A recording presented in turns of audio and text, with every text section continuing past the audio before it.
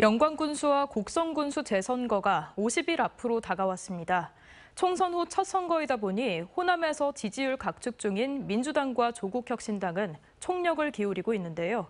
하지만 예비 후보들 가운데 적잖은 수의 후보들의 전과 내용이 공개되면서 각 정당들이 후보 검증에는 소홀한 것 아니냐는 지적이 나옵니다. 주현정 기자입니다.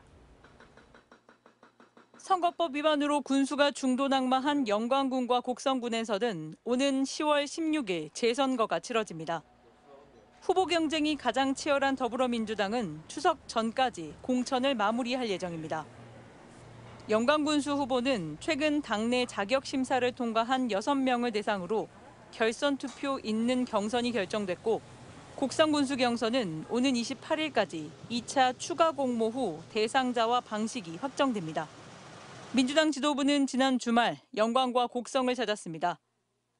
이번 재선거를 당세 확장의 발판으로 삼겠다는 조국혁신당의 공세를 의식한 행보라는 분석입니다.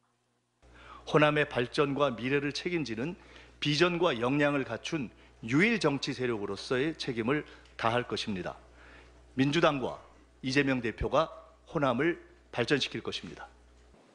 지난 총선 전남 지역 비례정당 투표에서 민주당보다 4%포인트 더 많은 득표를 기록한 조국혁신당은 민주당의 대안정당 자리매김을 노리고 있습니다.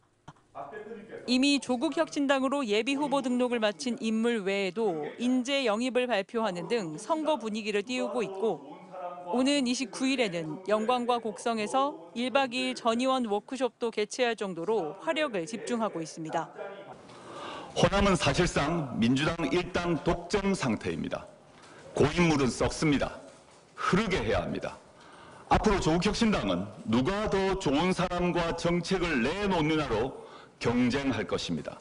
일찌감치 영광군수 재선거로 당심을 결집한 진보당과 인물론을 내세워 존재감을 키우고 있는 무소속 후보들의 기세도 만만치 않습니다. 이럴 사람은 우리는 줄여서 한 표라도 던지려고 해요. 그런 게 당이 다 이러는 것은 아닌 게 능력대로 이러는 것인 게.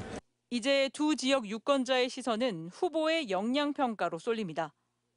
11.6 재선거 후보군은 영광 12명, 곡성 7명으로 우선 추려졌습니다. 하지만 이 가운데 11명은 음주운전을 비롯해 폭력, 사기, 특수절도, 명예훼손 등의 전과 기록을 보유하고 있습니다. 상황이 이런데도 적잖은 후보가 정당의 자격 심사를 통과했습니다. 정당의 공천 기준이 여전히 국민 눈높이에는 못 미친다는 지적이 나오는 이유입니다. 전과 있는 사람을 누가 좋아라 하겠냐고.